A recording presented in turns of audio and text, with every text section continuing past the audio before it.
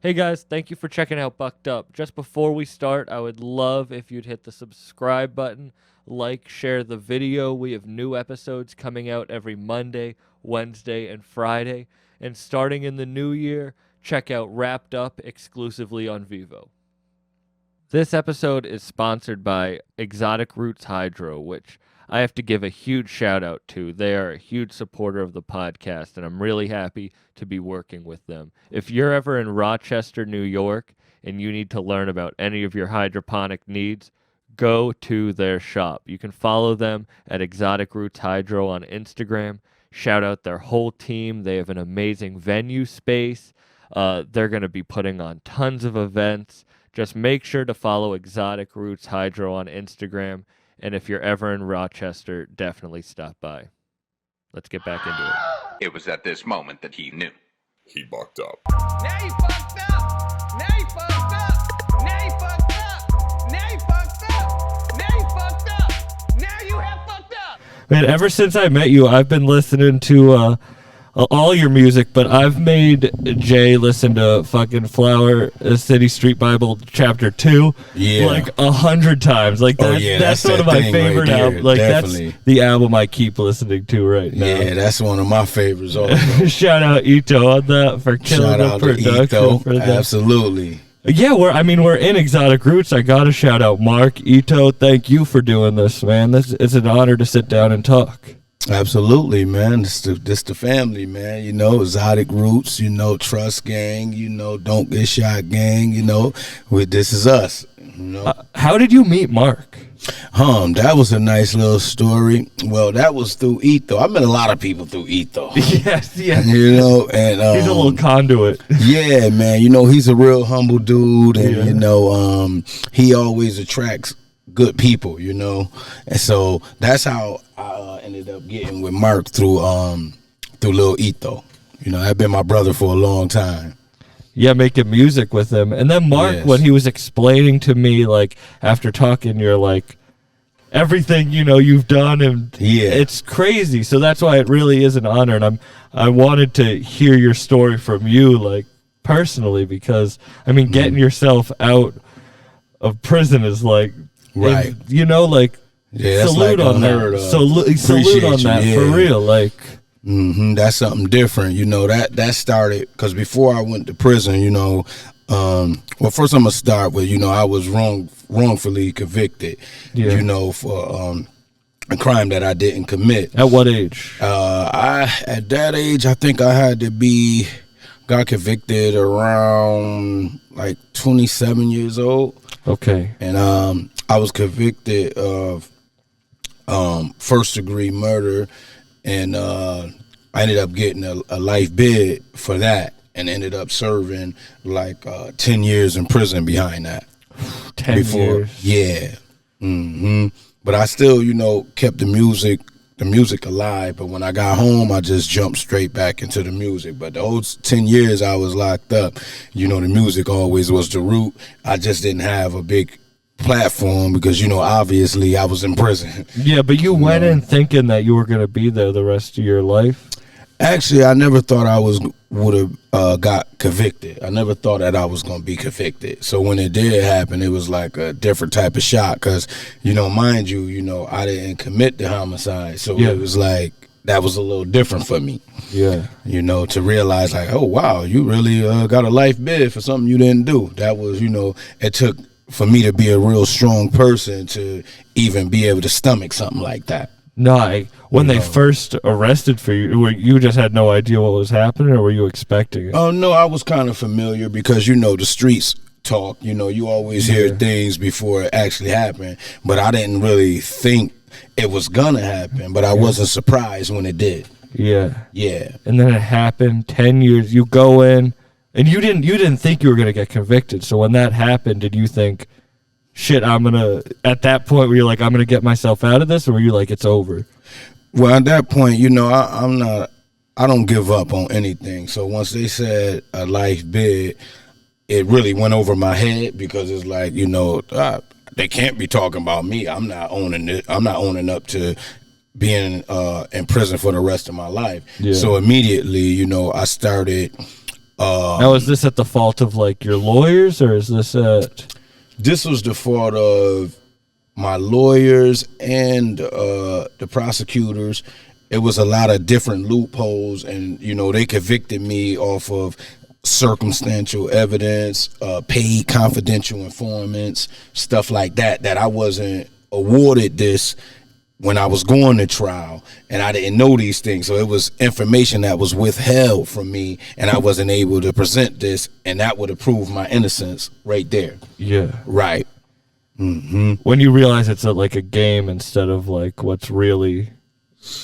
I realized once, because sometimes your reputation can supersede the truth. So, I'm not going to say, I wasn't a saint or anything like that. No. But... So it things changed so fast for me that I was like, whoa, is this really happening right now? So that's what made me look at, even life a little different, because you can get stereotyped. And I felt like by me going to get a life bid, I got stereotyped.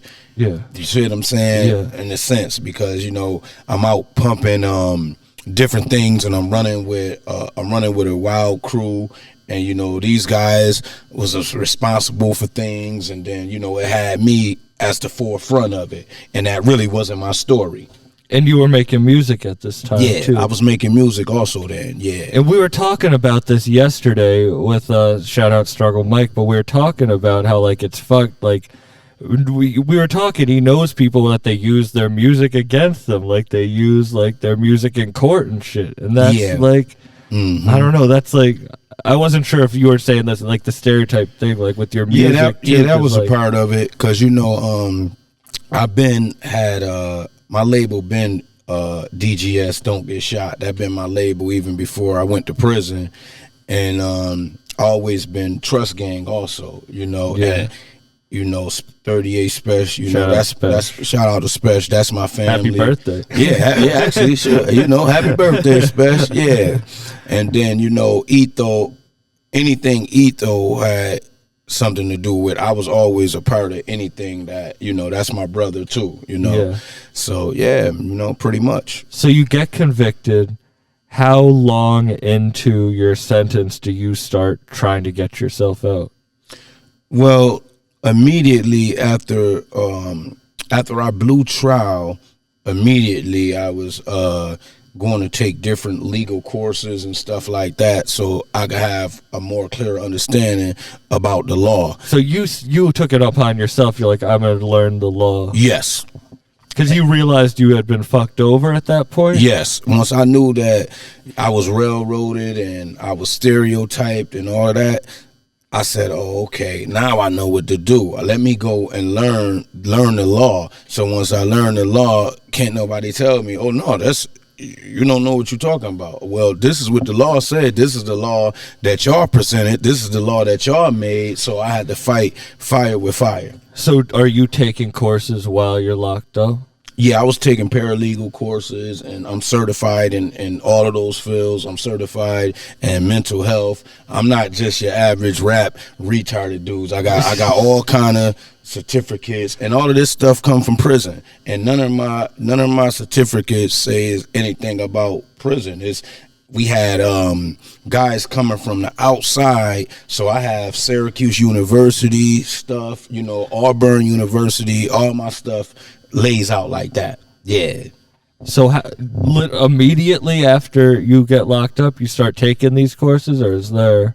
Well, it's a process through the prison system, so I had to wait till I can get around a good law library. So I wait till I go upstate. Once I went upstate. How long did that take?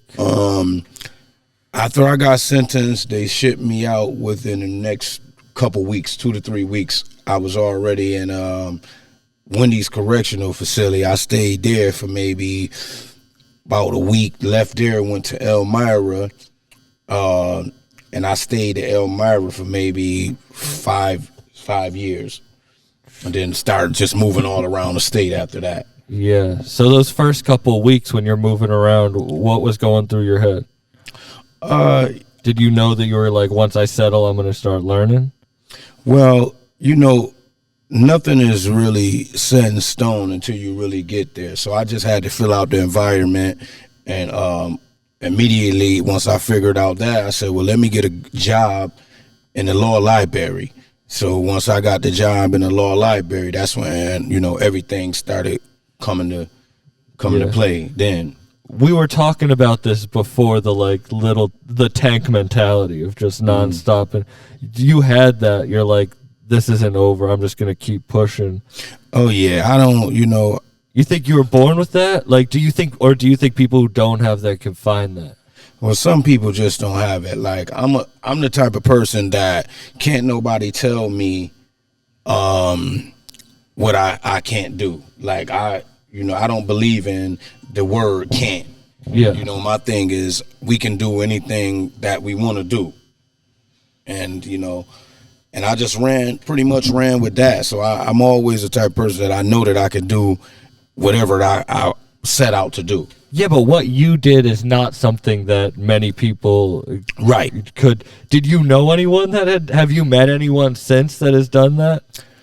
I know some people, but my story ended up being a little different from them guys too, because the difference between my crime and theirs, I actually didn't do mine. So it's different when you have done a crime and you got a life bid, and then you end up finding a loophole, and then now you come home and you get out. It's different. Mine's was I actually didn't do it, so I never ever should have been in this predicament to have to figure out anything to get out, because I never should have been in there in the first place. 10 years. 10 years of my life they took away from that, you know. Yeah. But I'm not salty about anything, you know what I mean? Everything, in my opinion, happens for a reason. That's just like me and you sitting here having this interview. Everything happens for a reason. 100%. You know what I mean? So it don't bother me. I just push stuff to the side and just keep on moving, you know. And you had that mentality throughout all that? Yeah, the whole time. It's like, you know, I know that I have to get out here. I have, you know, children, family, loved ones out here, and still have a music career and, you know, stuff like that. Yeah. You know, I'm into acting, a whole lot of things, you know, but I can't do none of this stuff in prison. So I had to get out. So you get a job at the law library. Yes. And then what next from there? You just start reading. I just started reading up, because they have those programs for people, but you're the one who got through. You know, like. So I had to research a lot of different cases that was similar to mine, because I was dealing with a lot of prosecution misconduct, because they wanted me off the streets so bad. So by getting me off the streets, they had to come with a lot of lies and stuff that wasn't true just to get a conviction. And those same lies that they did was the same thing that led to my release. Do you hold that? You knew they were lying, and that's what I was saying about the game. Like, do you hold that against them, or like? I definitely hold that against them, but I still move forward, because I'm not gonna have things stopping me from being successful or doing what I need to do. So So you start learning all the cases, right, and then you start taking the courses. And how long until you realize that you might be able to get yourself? Well, immediately when I got convicted, I knew that I'm getting out. Like it wasn't no shadow of a doubt. It was all about when. I know I was gonna get out one day, but I didn't know when. I always kept the faith of I'm not doing the rest of my life in prison. I'm getting out one day, and I just start taking the proper measures to lead that, because nobody's gonna fight for you like you're gonna fight for yourself. Yeah. You know. Was that ever tested? Like, that's 10 years. Like, did you think it was gonna be 10 years? Did you think it was gonna be? I didn't think I was gonna do one day. I never even thought that I would even be picked up for this. You know, it was I had guys lying on me, I would have to say lying on me, because there's a difference. You wasn't telling on me, you was lying on me. Because if you did the crime, that mean you're telling on me. Now, if I didn't do the crime, that mean you lied on me. So it was a lot of people that lied on me. And these same people, some of these people see me and, you know, and beg for me to forgive them. And I have forgave them, because, you know, a lot of people didn't know really what was going on. That's why it's always good to mind your fucking business. Yeah. When you don't know what's going on. Yeah. Yeah. Mm-hmm. Damn. The forgiveness is tough. Did that come with time? Like, how did you teach yourself to... Well, you know, I'm a God-fearing man. So, you know, you have to forgive in order for you to move forward. So that was something that I always had with me, you know, like, okay, I have to forgive these people because I know that I need to move forward. Yeah. So that's really where the forgiveness came from. Yeah. Is that something that you were born with? Yeah, I was born with that. My grandmother, she instilled that in me, you know. Her name is, a shout out to Big Mama Rose. You know, that's where I get that from. She was a good church-going lady, yeah. Now, do you follow, like, organized religion? Are you... Yeah, I'm like Protestant Christian. I believe, you know, Jesus died for our sins and stuff like that. Yeah, I believe in that, yeah. I don't knock any other religions. That right there is what works for me. I'm with any religion that's not racist or teaching hate. Like, yeah. If you teach hate or racism, I don't care what organization you involve. You could be black or white. I don't want no parts of it, because those time and age is over. Anybody that's playing the race card, you out of line right now. This is 2022 is coming, and if you're still doing that, you living in the bubble. And it's your ideology is giving you a good path and a good mentality, so of course, like, it has worked for you. So that is like right. And what's worked for you. I don't get why people are hateful towards things that work for certain people. Like, yeah, it's like a fear of their own path. Right, because there's some things in the Bible that I don't agree with. Yeah. You know what I mean? Mm-hmm. But that still doesn't stop me, because you have to take what's good in any book that you read and apply it to your life if it helps you. Yeah. Yeah. So, okay, you start learning about cases, you know you're going to get out. How many years in do you get your certification to even get the process to get yourself out? Like, well, how does that happen? How many years in? Like, was it 10 years in you found something and you're like, oh shit, I can finally get out now? Or well, see, once you get into the prison system, everything starts with a process. So I already had all the tools, but then you have to get granted to be able to prove yourself. Like, this is a whole process, like a guy, you would go in and say you want to put a direct appeal in. Like, this stuff takes a couple years before you can even put that stuff in. So once you get convicted, definitely look, you're going to be sitting down for a couple years before you can even get your first thing situated. Do they do that on purpose, or is it just so backed up? It's just the process of the system. And then you don't really... but there are problems in the system. Like, to take years, like... Right, when it shouldn't. You know, this stuff should be like, 1, 2, 3, but this is how they set it up, because now your job security, I would say.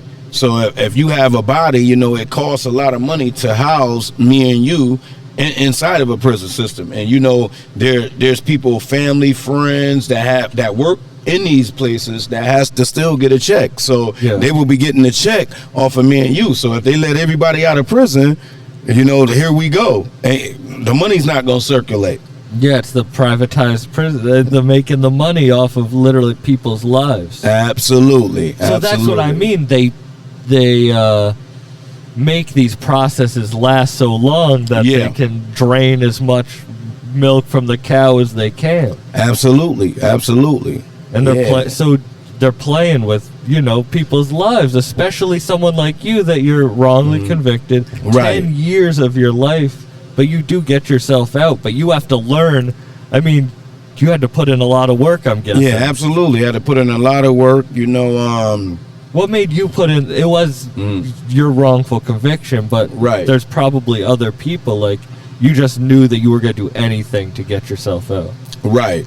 That was my thing. I said, you know, I had opportunities to do a whole bunch of other stuff, but I'm not that kind of person. You know, this is why I'm back out here and I have my dignity. You know, I didn't roll over on anybody. I didn't do, you know, stuff, the typical stuff what these guys do. This is a new era. You know, we got a whole city and country full of rats, and you know that just wasn't my thing. And I said, hey, I don't got no problem. I sit it out, and it was sacrifices that went with me doing that, because you know my children and my family, they got a lot of hurt behind it, you know. So, but Did they not understand?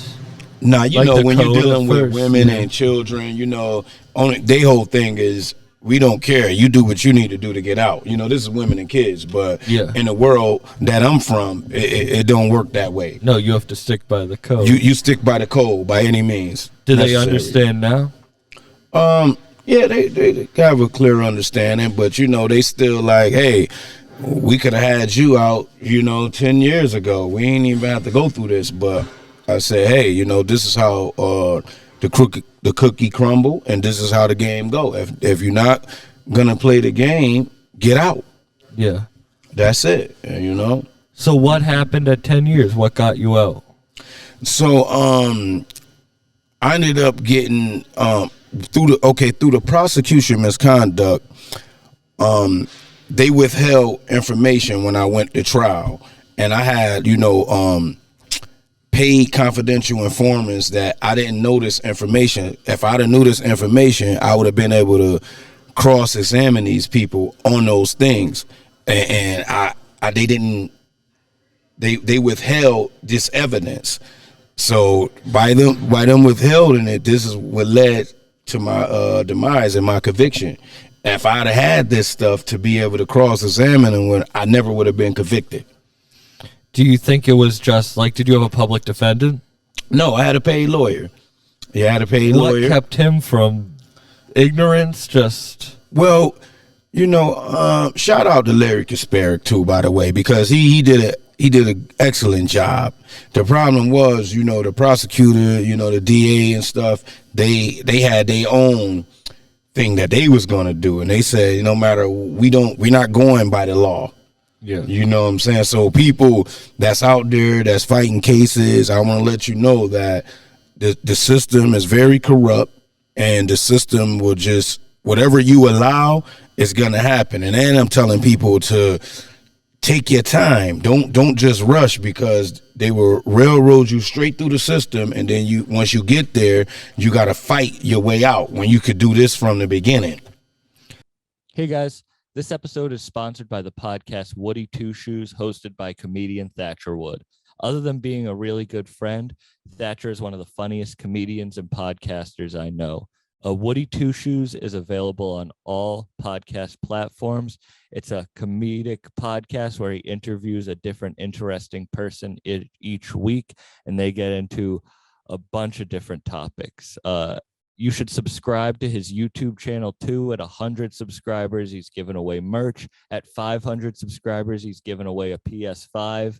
That's right. Yeah, a PS5. So make sure you go subscribe to Woody Two Shoes on YouTube, and follow Thatcher on Instagram at Wood Two Shoes. 2 is in the number. Wood Two Shoes on Instagram. Let's get back into it.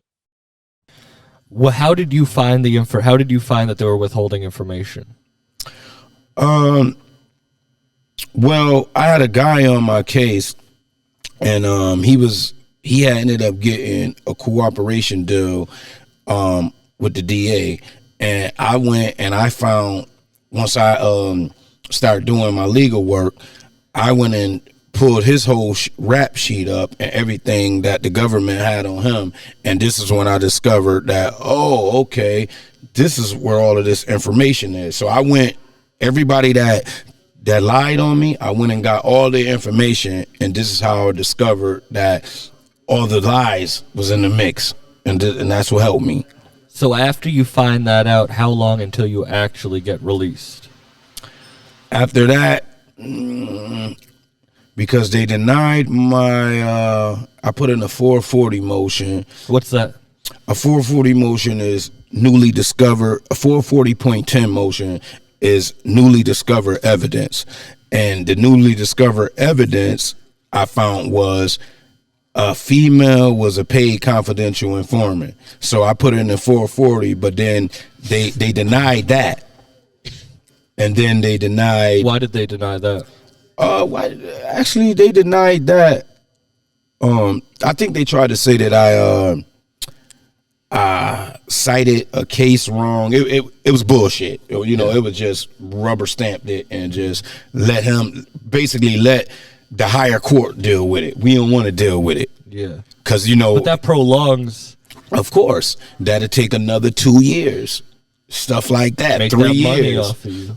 Because it's job security. Once again, let me sit there in the prison and everybody keep on eating off of me. So, you know, that was the reason for that. So that gets denied, and then what? So that's another 2 years. Yeah, so once that got denied, I ended up, well, let me go back because I ended up consolidating my 440.10 motion with my direct appeal. So the stuff that they denied on my direct appeal, on my 440, I put it into my direct appeal and said, I want y'all to hear all of this in the higher courts. And once it went there, the higher courts awarded me a hearing for me to come and explain what I'm talking about in this, and they agreed with me. This is why they gave me the hearing. This is the older course. This is the shout out to the 4th Department. That's the 4th Department. Wow. Out here, and they understood that I was railroaded, and then they brought me back down to do it all over again. And were you representing yourself? No, I had my lawyer, Lawrence L. Kasparic, and we worked together. You know, he was my mouthpiece. I would go and find, you know, discovery, and I would hand it over to him and tell him, this is how I want you to go about it. And, you know, because I ended up firing 2 lawyers because they didn't do what I wanted them to do. So I said, well, I would rather get this guy. If that don't work, I'll just go ahead and I'll do it myself. Because at this point, I turned myself into a legal beast. So it's like, I don't even need a lawyer. I don't need anybody. I know exactly what I'm talking about. And if they're going to go by the law, they have to respect the law. Do you think that's the only way you can do it, is holding the knowledge in your own, like learning the knowledge yourself? Yeah, you have to, because once again, nobody's going to represent you how you're going to represent yourself. Nobody going to push hard like you're going to push for yourself. So I would definitely advise guys, if you're sitting around, don't just wait on a lawyer to do everything for you, because he have a heavy caseload and you're not the only person. But guess what? You're the only person that can work on your own case. Yeah. See, because, you know, yeah. So you said the 4th District Court. Yeah, the 4th Department. So what, 4th Department, when they see your case, do you realize that this is finally it, or are you still like, nah, you know, a little jaded from everything else? Well, actually, once I got watered the hearing, I said, okay, cool. This is what I need. I needed to go back down to the county, and I needed to figure out, okay, I'm here, so now I can give my version of the law, not my version of the story. Yeah. See, my version of the law, because people really don't care what the story. Nobody cares about the story, especially when you're dealing with the higher courts. All they care about is the law. They don't care if you did it or not. They want to know were you convicted the right way? If you wasn't convicted the right way, okay, well, we want you to get a fair shake. That can get them in trouble. There you go. That fucks up their job security. Fuck it right up. Right. So you come to them with that. Mm-hmm. And how long after that do you get out? I get out 18 months after that. God damn. Mm-hmm. 18 months Was after that a that. long fucking 18 months? Not really, because, you know, I was a kind of a different person in the prison system. By the time I was plastered all over the news and different stuff like this, it was guys that I was living with for years in the prison. And they didn't, once they see me on the news, they just didn't understand. Like, dude, you sitting up in here with a life bid, bro. We didn't even know you were sitting in here with a life bid. I said, because I didn't have You a were life on the bid. news because you got Of the your- reversal. In the beginning, I was on the news for when I got convicted and everything Yeah. like that. So, but you know, when you go to different jails, you know, people don't really know your story. So, you know, I'm a real humble dude. So I go around and I take care of my business because I'm trying to figure out a way to get out of prison. Yeah. You know, so that was really the outcome of that. You know what I mean? Yeah. So 18 months. You're just sitting there. Why so long? It's just they're trying to find any way to keep you in there. Well, after the 18 months, so what I ended up doing, I didn't go back to trial. So what I did, I ended up taking a cop out. And the reason why I took the cop out is because some of the people that convicted me, as far as the prosecution, I know they did a lot of crooked things in the beginning, and I didn't want to play Russian roulette with my life. So when they came and said, hey, well, we'll give you 10 years, 5 years post-release. So I thought about that. I'm like, if I do this in another 18 months, I go home. So, and you know, and that was a no-brainer because I had my kids out here and I wanted to be there for them. So I'm like, okay, I put them through enough. So I said, I'm just going to go ahead and I'm going to take the cop out. So Because they care about the law, not the story. there you go. They care about the law, not the story. So I said, let me do this. And when I did that, 18 months, I was back on the streets. And then I just, November 24th, I just now got off papers. So Salute. Congratulations. So I'm out here moving and grooving. You know what I mean? They got to look out for all of this new music, everything. We out here. You know what I mean? Damn. Definitely. We out here. Yeah. Is that just a complete, like, do you feel like you're back on your path, or do you feel like your life just completely took a different trajectory than it ever would? I'm back on my path. Only thing extra now, I have a little bit more maturity. And I think always been a mature, sharp dude. But going through all of these things in my life, it made me a little sharper. So to answer that question, yeah, I'm back on my same path because my music always been my passion. You know, that, like before we started this interview, I said, you know, you want to do a job that you want to die doing a job that you enjoy doing. I don't want to work a job that I don't enjoy doing, and I enjoy my music. I'm going to do music whether I'm broke, rich. This is something that I like, the culture and the art. I'm always going to create. When was the first time after getting out that you went back to the studio? I got released from prison. I went to the studio. What day were you released from prison?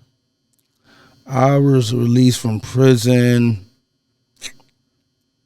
I want to say like November 24th.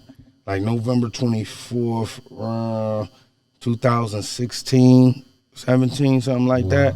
Yeah, something around there. I was released from prison, and I went to the studio the very next day. Yeah, soon as I got out, it wasn't nothing to talk about. I went straight to little Etho's mama basement. Soon as I got out, Legendary studio. Yep, I went straight to Etho mama's basement. What'd you record? Was that ever released? Me and him, we recorded a whole album called The Resurrection. That day? Or We through the course of the time after? I think we did a whole album in like a week. Yeah, we did the resurrection every day because I had a curfew. They brought me home. I had on an ankle bracelet. So I would wake up in the morning, go to Ito Mama basement, leave there, go home, and then just do it all over again until we finished it. Yeah. Yeah. So when you got out finally, you said you couldn't believe it when you got convicted. Could you believe it when you got out? Or were you like, oh, thank God that's like...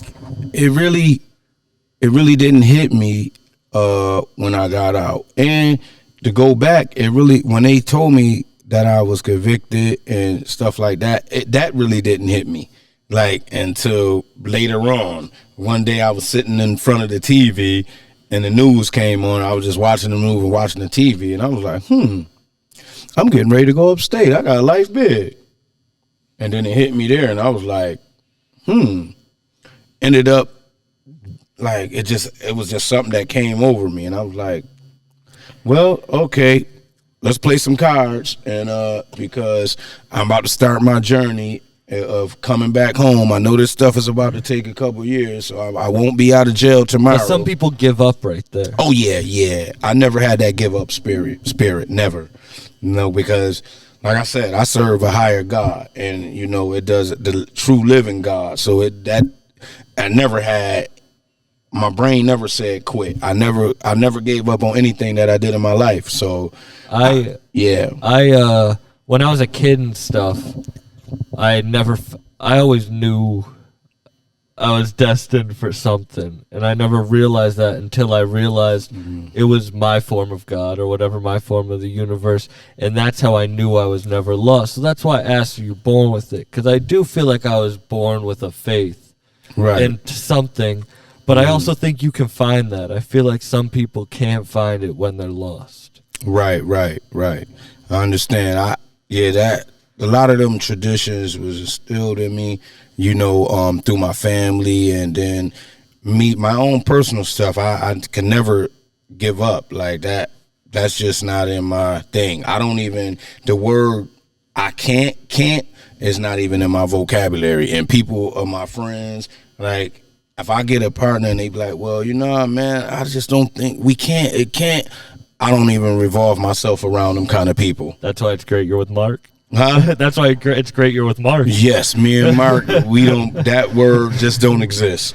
When did it hit you that you were out? I think, man, it might sound crazy, but I think once I was in the studio, man.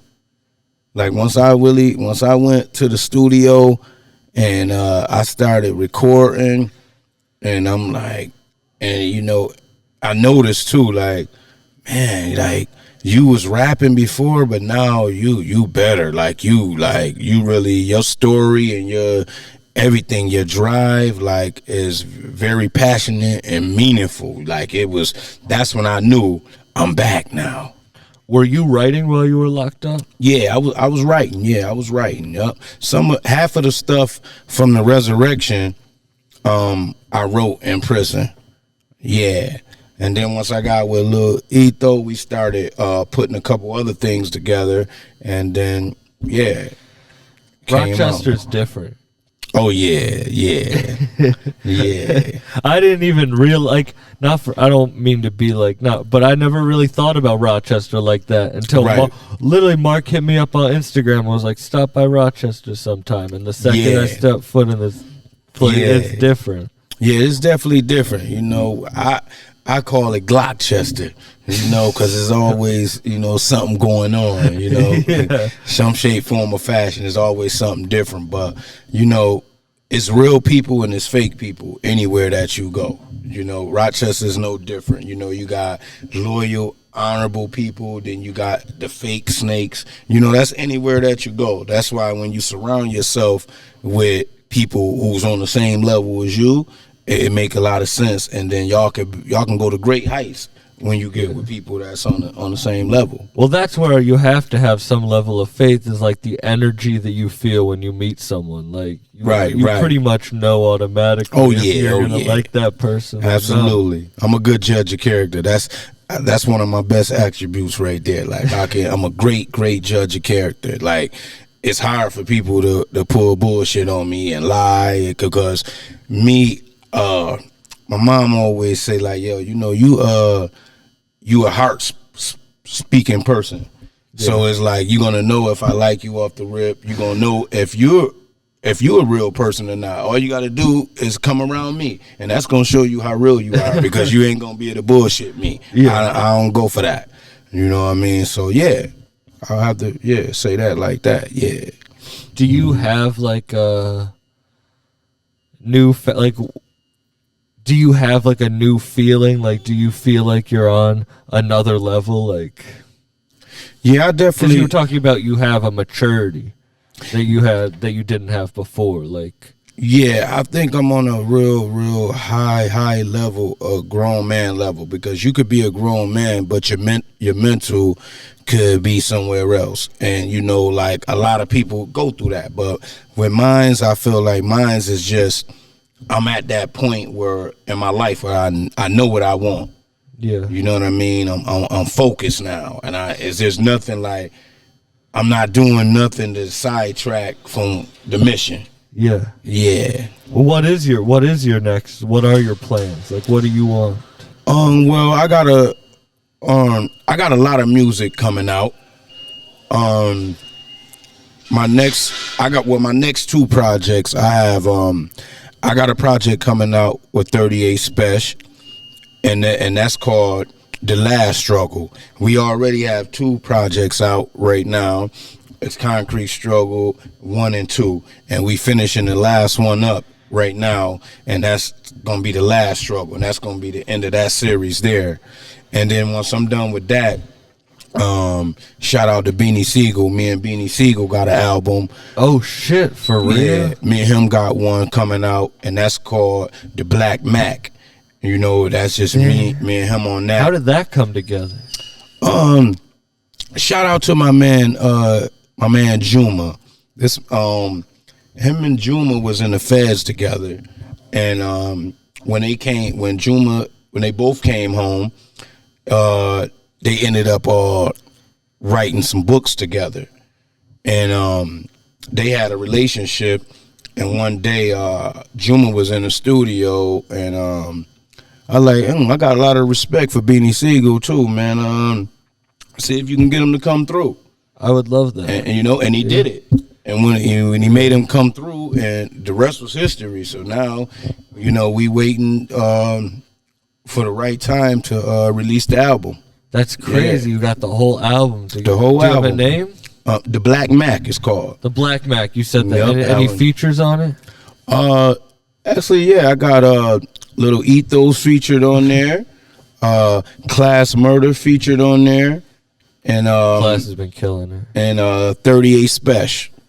When you came back, did you realize what had happened with the music around you? Like, yeah, like, did you know what was happening? I was tuned in because I had Special and E. Like, when I was in prison, you know, they were sending me a lot of music and stuff, and they was keeping me motivated and going. You know, they were sending me all kind of stuff. They were sending me money, music, whatever. You know, I was the fucking man in prison. Yeah, they were sending me all kind of shit. You deserved it, man. Yeah, I wasn't even, to be honest with you, half of the time, I never, put it like this, I never felt like I was locked up. And I'm just being honest with you. Like, my mind, I mean, my physical was there, but my mind never was in prison. Like, I never was there. That's why when I told you earlier, when they put me on the news with my reversal, guys that I was working out with and different stuff like that, some of these guys didn't know my business. So when they seen that, they came and was like, bruh, how the fuck you walking around here, like, you smiling and doing all of this shit, and you was sitting here with all this fucking time, bro? You had a life bid? You was sitting around here? I said, I gotta correct y'all. I did not have a life bid. This is what they said I had. I never claimed this. I didn't claim this. So that led to one thing, and then, you know, that was it. But it was like a surprising thing for the guys that I was around. Yeah. You know, they didn't, it was like a shock, like, oh shit. Hey, these guys was calling me to the yard, like, yo, man, what the fuck? I ain't know. Yo, they got you all over.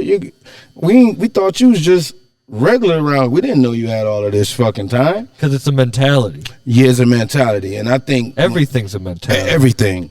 The mental That's when you is realize something. that shit. Yes. Like, Yes, absolutely, absolutely. The mental is a real powerful tool, just like that tongue is a real powerful sword. Got to be careful what comes out of your mouth. yeah. You Well, know? I feel like in your music, I love listening to it.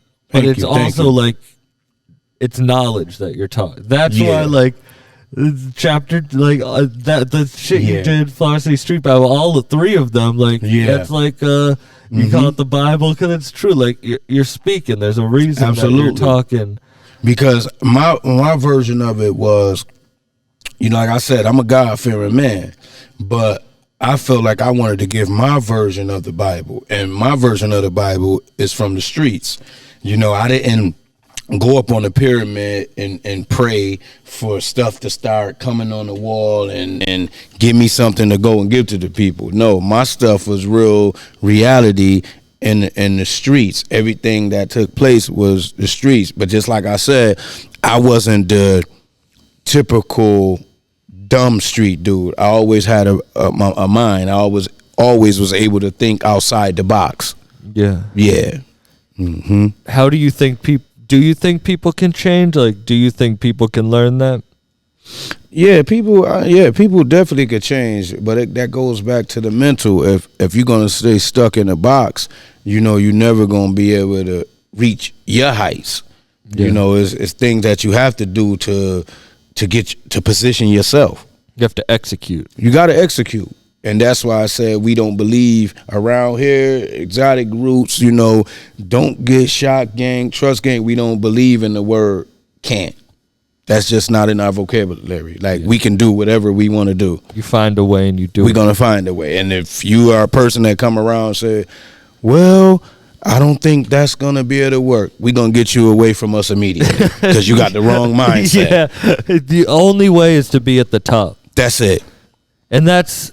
and I know I've talked about this on the podcast, and I'll wrap this up with it, but it is the, like, Ram Dass writing about the, like, if you realize everyone can be God, then you're God. Like, when you realize anyone can do anything, then you can do anything. And that's why in the Bible, they says you are the image of God. So if you are the image of God, that lets you know that you can move mountains and you can do anything that any other man could do. It's just that simple. If you apply yourself, you have to open up your mental to be able to move forward with that. And we were talking about the job. You have to make yourself the professional. There was a time where I thought no one could be a comedian, no one could have a podcast. But then everyone who has one, everyone who's a rapper is a fucking rapper. There's a way to do it. It's just you have to be like, no, I am that today. Yes. And from now forward, this is my job. Absolutely. Because the second you tell yourself that's your job, you're going to do everything in your power to make that your job. Absolutely. Everything. You're going to go to great heights to accomplish what you said that you set out to do. And that's just how the way it works. Because if you're going to be a person that sit around, nothing coming to a sleeper but a dream. You get all the tools. Like, people could sit and pray to God. Hey, God, I need your help. And then when he give you the tools, you don't do nothing with it. All the tools is right there. He gives you passion and dedication. If you can use those, if you can apply those, then that's all you need in life. That's all you need. Everything is in the good book for you. Man, thank you so much for doing this. It was an honor to sit down with you. Thank you, man. My guy, always love. Whenever, man, I'm around. Always. Exotic Roots. Shout out Mark. Shout out Jay. Shout out Crook. Shout out you. Yeah, I already know, man. Thank you, man. Do you want to plug your stuff where people can find you? Oh, yeah. You can find me on Black G's. You can find me Instagram, Black G's. Facebook, Raji. Don't get shot. Don't get shot. Clothing. Don't get shot. Clothing. Trust Gang Clothing. Exotic Root Clothing. You can hit me up for all of this stuff. We always out, and we outside. Look forward to this new music because it's coming on the top of the year. I'm gonna start releasing different singles, warming it up for the albums. And we'll see you in Syracuse. Absolutely. I'll be there too. Y'all We'll see you me in all Syracuse. Absolutely. I'll be on the stage. Make sure y'all pull up, and we're going to get a hell of a performance, and this is where You better do Real Bitch. Oh, yeah, this is where I'm at. I love my it. favorite track, bro. Hell yeah. Absolutely. All right. All Peace right out, now. everyone. Peace.